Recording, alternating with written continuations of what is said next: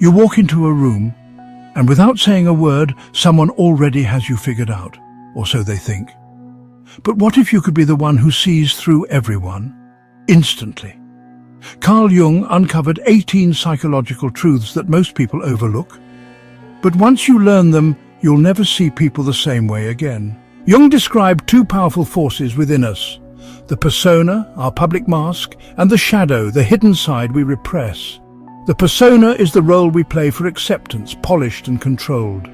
But behind it, the shadow holds our secret impulses and denied desires, leaking out in moments of anger or envy. Jung believed the gold of growth lies in facing this darkness. Our greatest potential is found in what we hide. Jung described the anima and animus as the inner feminine and masculine within us, often projected onto others. When unintegrated, they create emotional intensity, fascination, or conflict. The journey is to recognize these projections and move toward the self, the archetype of wholeness. Those who embody the self radiate authenticity, calm, and compassion, having embraced both their shadow and their inner opposite. What we hide often reveals more than what we show. The unconscious mind leaks truth through micro-reactions, tiny involuntary facial movements that betray real emotion. These flashes are impossible to fake or suppress. A flicker of a sneer, a flash of fear. These are the authentic self breaking through. To see them, look past words and grand gestures. Observe quietly and you'll glimpse the truth beneath the mask. Carl Jung believed that within the darkness of our shadow, the parts we fear and deny, lies our greatest treasure, the gold in the shadow. What we hide, our flaws, vulnerabilities, and denied traits, holds the key to our growth and authentic power. The clues are found in what we avoid, deny, or project onto others. These defenses protect something valuable, our hidden gold, waiting to be discovered. In the intricate ecosystem of human interaction, what irritates us most in others often mirrors our own hidden landscapes. As the old saying goes, when we point a finger, three point back at ourselves. This is projection, a defense mechanism Carl Jung described where the ego casts out its own unwelcome traits onto others. The accusations we make are often battles with our own shadows, played out on the stage of others' behavior. Listen closely. The echo of accusation is a map leading us back to the hidden truths within ourselves. Projection is the ego's way of avoiding its own flaws. The complaints we voice are rarely random. They're curated confessions disguised as observations. When we fixate on a flaw in others, it's often a signal from our unconscious, pointing to our own unresolved conflict. By following these clues, we can uncover the hidden parts of ourselves we've tried to deny. While we may choose our words, the body speaks a more honest language. Through subtle signals, a tensed muscle, a flicker of the eyes, a shift in posture, the unconscious leaks truths we try to hide. Eyes dart, lips press tight, hands guard the body. These instinctive gestures reveal what words cannot. The human body is an archive of our unspoken truths, a living record of the unconscious mind's subtle currents. Every posture and gesture is a potential clue, a piece of the puzzle that reveals the inner state. Beyond the more obvious signals, there are quieter, more nuanced movements that speak volumes to the attentive observer. These are the whispers of the unconscious, easily missed in the noise of verbal communication, yet profoundly revealing. They are the body's involuntary confessions, offered up without the ego's permission. Consider, for example, the subtle yet significant act of lip tension. This is different from the firm press of sealed lips. It is a pulling, a thinning of the lips that signals stress or withheld anger. When a person hears something they disagree with but chooses not to contest, their lips might momentarily stretch into a thin horizontal line. It is the physical manifestation of displeasure, a silent snarl that the conscious mind has suppressed. This fleeting micro-expression is the residue of a powerful emotion that has been consciously restrained. A momentary leak of the psyche's true reaction, before the mask of neutrality, can be fully restored. The avoidance of eye contact is another classic tell, but its nuances are key. It's not merely about looking away. Observe when it happens.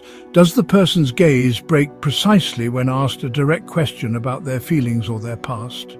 Does it happen when a specific topic is raised? This timing is crucial. It pinpoints the exact source of the discomfort. The unconscious, like a startled animal, flinches from the light of inquiry, and the eyes are the first to react. They are the release valve for psychological pressure, averting their gaze to lessen the cognitive and emotional load of the moment. Furthermore, the act of hand guarding is a deeply primitive and honest gesture. Bringing a hand to the suprasternal notch, that small hollow at the base of the throat, is a particularly powerful signal. This is an unconscious attempt to guard the airway, a primal response to feeling threatened or deeply insecure. Likewise, a hand covering the mouth, even for a second, is not just a sign of surprise. It is often an unconscious move to stop the self from speaking a forbidden truth. The body in these moments is not lying. It is telling the story of the inner world with a stark and simple honesty that our words can rarely match. If you've ever felt like people's intentions are hard to read, or like you're constantly second-guessing yourself in conversations, then it's probably time to strengthen your inner clarity. I personally recommend online therapy to develop emotional mastery and sharpen your psychological insight. You can get started today with 20% off using code therapy20. The link is in the description. It's not just about healing, it's about unlocking awareness that changes the way you experience everything. The human ego, that delicate and fiercely protected sense of self, builds around itself a fortress of illusions. It constructs a narrative of who we are, competent, kind, intelligent, strong, and it will defend this narrative with ferocious ingenuity. When a piece of information from the outside world threatens this carefully built story, the ego deploys a sophisticated arsenal of defense mechanisms. These are not lies in the conventional sense. They are psychological shields designed to deflect emotional pain and preserve the integrity of our self-concept.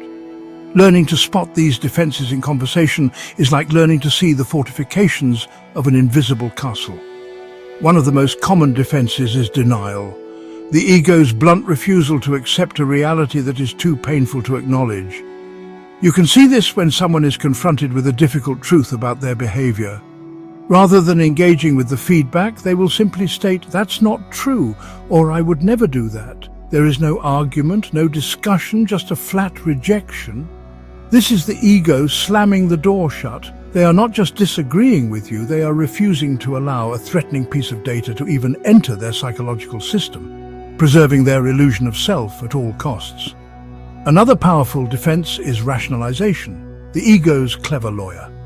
This mechanism works not by denying reality, but by reframing it with a more palatable explanation. When a person fails at a task, they might not admit their shortcomings. Instead, they will generate a list of external reasons for the failure. The instructions were unclear, the timing was bad, others didn't do their part. This is the ego creating a logical-sounding story to avoid the painful feeling of inadequacy. They build a bridge of excuses over the chasm of failure, allowing them to cross to the other side with their self-esteem intact. Then there is intellectualization, the act of stripping a situation of its emotional content and discussing it in cold, abstract, or clinical terms. A person might discuss a deeply emotional event like the loss of a relationship by focusing solely on the practical logistics, or by analyzing it with detached psychological jargon. This is a way of keeping the raw, painful feelings at a safe distance. The ego retreats from the messy battlefield of emotion into the clean, orderly tower of the intellect.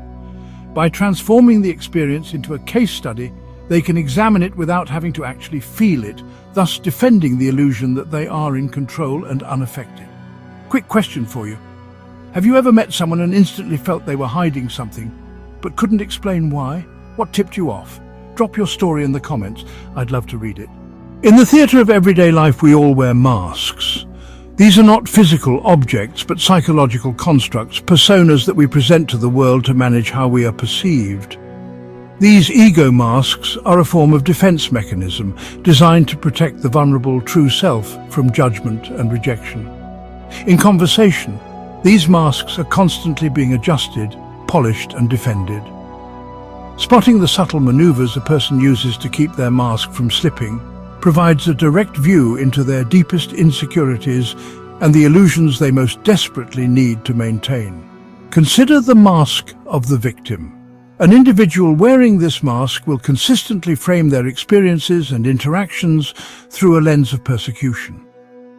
When discussing a conflict, their narrative will be one of perpetual disadvantage, where others are always more powerful, more aggressive, or more unfair. This is a defense against taking responsibility for their own role in events. By casting themselves as the helpless victim, their ego is shielded from the painful admission of fault or weakness. Listen for the lack of personal accountability in their stories. It is the hallmark of this particular mask. Another prevalent mask is that of the know-it-all. This person defends against a deep-seated fear of inadequacy by projecting an aura of supreme confidence and knowledge. In conversation, they will dominate the discussion, rarely ask questions, and often dismiss the opinions of others. They use jargon, complex explanations, and a condescending tone to maintain their position of intellectual superiority. This is not true confidence, it is a brittle shield. Any challenge to their expertise is met with aggression or dismissal, as it threatens to crack the mask and expose the insecurity cowering behind it. Finally, we have the rescuer or savior. This individual wears a mask of selfless altruism, constantly rushing to solve the problems of others. While this can appear noble, it is often a defense mechanism to avoid focusing on their own unresolved issues.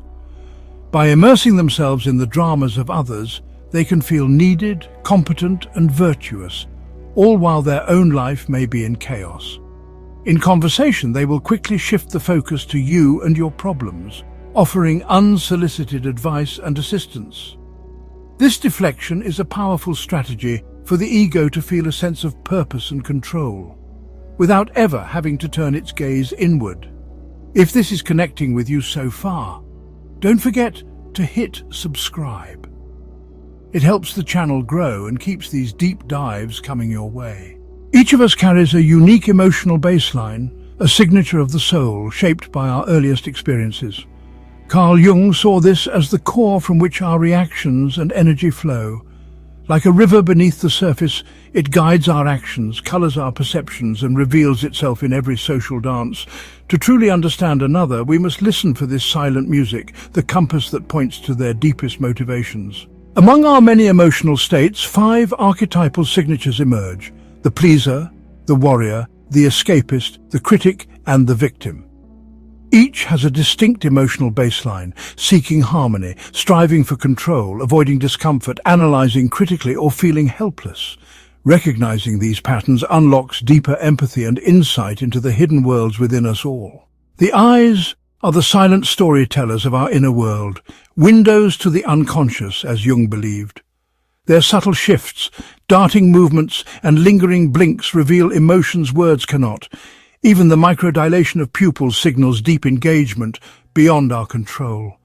In every gaze, blink, and glance, the eyes speak a language without sound, offering a glimpse into the mind's hidden depths. The direction and quality of a person's gaze can be read like a map, charting the course of their internal journey. An upward gaze often signals imagination or invention, while a downward glance suggests introspection and memory. Avoiding eye contact may reveal vulnerability or a need for protection, not just deception. A steady, intense stare can be a mask for uncertainty, a performance of power concealing a well-guarded truth. The human face is a canvas of extraordinary complexity, capable of displaying a vast orchestra of emotions. Yet, sometimes a discordant note is played. A fleeting micro-expression betrays the truth beneath our social mask. These involuntary flashes reveal our deepest feelings, impossible to fake, impossible to suppress. Watch how people react to praise, a tense smile, a quick deflection, a sign of inner conflict. The stories we repeat and the roles we choose reveal the core of our identity and the wounds we carry. Silence is not an absence of communication, it is a different form of it, a space that many find intensely uncomfortable. How a person responds to a deliberate, extended pause in conversation is profoundly revealing. Do they rush to fill the void, chattering nervously to dissipate the tension? This often indicates a fear of introspection. a deep-seated anxiety about what might emerge from their own mind if left unoccupied. The silence becomes a mirror, and they are afraid of what they might see.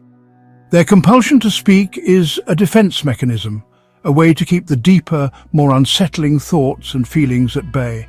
Conversely, consider the individual who sits comfortably within the silence. They do not fidget or grasp for words.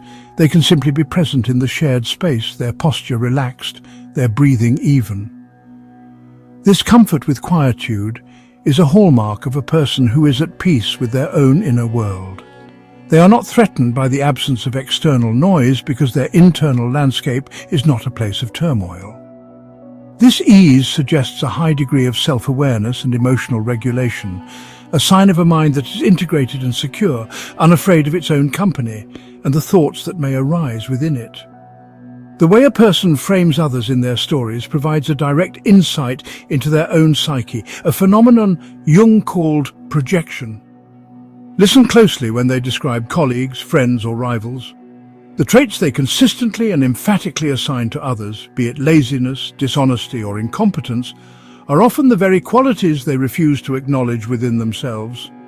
They are projecting their own shadow onto the world around them. The accusations they level against others are in fact confessions about the disowned parts of their own personality, a map of their own inner darkness made visible by the light they shine on everyone else. Finally, observe the subtle physical tells that accompany their words, the unconscious choreography of the body. A person might clench their jaw when discussing a supposedly trivial annoyance, revealing a deep well of suppressed anger.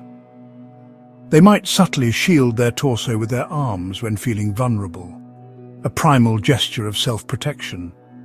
These are not random movements. They are the body's language, speaking a truth that is often more honest than the words being uttered. The body cannot lie. It is the ultimate repository of our unconscious feelings, and by learning to read its subtle signals, we gain access to the truest story being told. In our quest to understand the complex tapestry of human nature, we often seek elaborate tools and complex theories. We believe that decoding the human heart requires a specialized education, a degree in the intricate science of the mind. But the truth, as the great pioneer Carl Jung illuminated for us, is far more accessible. To read others, you don't need a degree in psychology, just presence. It is in the quiet moments of focused observation, in the stillness of genuine listening, that the most profound truths are revealed.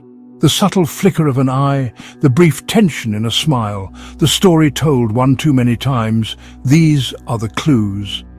Carl Jung gave us the map, a detailed cartography of the inner world, with its archetypes, its shadows, and its vast, powerful, unconscious realms. He showed us that what we present to the world is but a sliver of who we truly are, a carefully curated persona designed for social survival. He taught us that the real treasures, the gold, lie hidden in the shadows, in the parts of ourselves and others that we are most afraid to confront. This map is an invaluable guide, but a map is useless without a navigator who is willing to pay attention to the terrain right in front of them. Your awareness is the key. It is the instrument that unlocks the intricate code of human behavior. It requires you to be fully present in your interactions, to listen not just to the words being spoken, but to the symphony of nonverbal cues that accompany them. It demands that you observe without immediate judgment, allowing the patterns to emerge on their own. This is not a passive act. It is an active engagement with the reality of the person before you, a commitment to seeing them in their totality, beyond the superficial mask that they, and indeed all of us, wear. Let this be the final, guiding principle on your journey. The conscious mind, with its logic and its narratives, is a powerful force, but it is a slow and deliberate communicator. It is always second to the raw, instantaneous broadcast of our deeper nature. Remember, the unconscious mind speaks first if you learn to listen. It whispers in the silence, it shouts in the microexpression, and it tells its story in the language of the body. Learn this language, and you will begin to understand the world and the people within it in a way you never thought possible. If this video helped unlock something for you, Drop a like to support the channel and consider subscribing for more psychological deep dives like this. And if you want to sharpen your emotional clarity even further, don't forget to check out the link in the description to get 20% off online therapy with code therapy20. It's helped thousands get mentally sharper and emotionally stronger.